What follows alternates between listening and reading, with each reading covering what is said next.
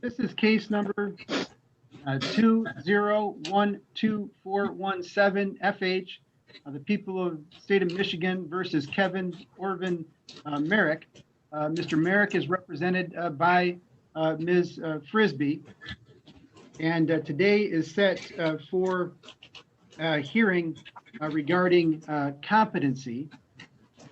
And Mr. Merrick, do you agree to handle this proceeding by video today? It's weird, but yeah, I guess it's the way everything's going, I guess. So, yep, I'm gonna try. I got it. Yeah, I agree with it. Okay, thank you. All right.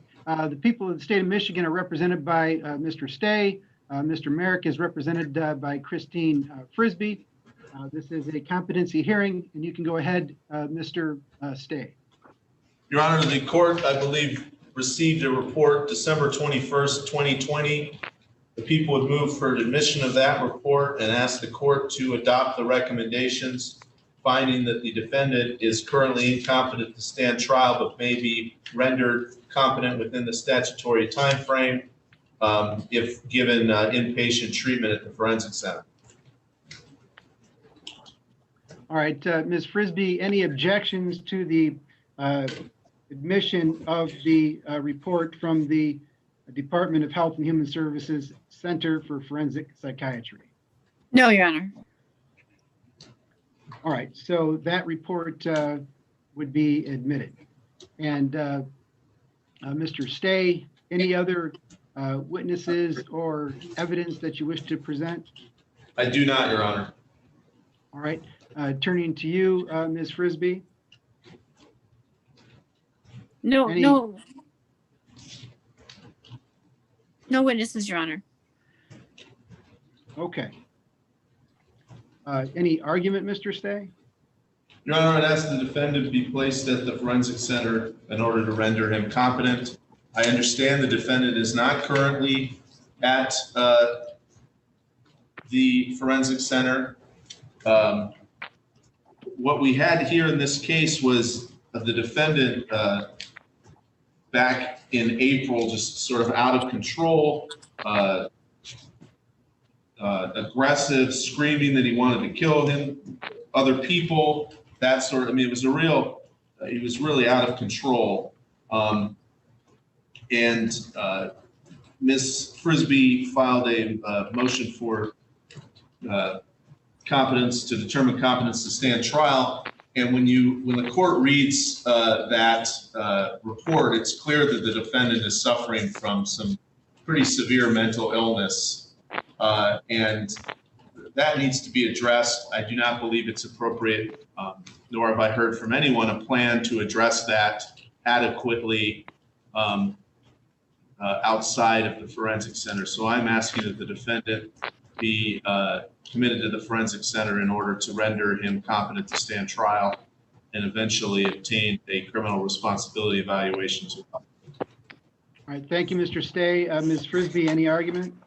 Yes, my client recently was committed to Pine Rest, and he received, his medications. He's currently on medications. His illness is being treated, and he has, follow-up appointments with Pine Rest. So he's under the care of a psychiatrist through that that organization. So he is receiving care. He is addressing his mental health issues.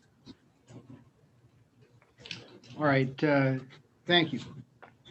So it is the opinion of the court based upon the December 21st, 2020 evaluation and opinion by Stephen Shostak, PhD, licensed psychologist and a consulting forensic examiner, that the defendant is incompetent to stand trial, but that there is a substantial likelihood that the defendant could be expected to regain competency within the time period provided by statute. And if the defendant is treated in a structured inpatient hospital setting, with provisions for appropriate therapeutic intervention, that his mental condition would improve to the point where he would be considered to be competent to stand trial. So the court is going to enter an order finding that the defendant is incompetent to stand trial, but competency is restorable. I find that there is a substantial probability that the defendant, if provided a course of treatment, will attain competency to stand trial within the time limit established by law, and that the defendant shall undergo treatment to render the defendant competent to stand trial. That consistent with the order that the Department of Health and Human Services is appointed as the medical supervisor for treatment of the defendant, and that he shall be committed to the inpatient facility recommended by the Center for Forensic Psychiatry, unless DMDHHS determines that inpatient commitment is not necessary for the effective administration of the course of treatment. And so the court will sign that order. So what that means, Mr. Merrick, is that I'm ordering you to go to the forensic center for additional treatment. We don't know right now when that'll be. There's been a time when there's been a substantial delay in having spaces available for individuals for this competency restoration process. So through your attorney, we'll communicate when we do have a place available for you.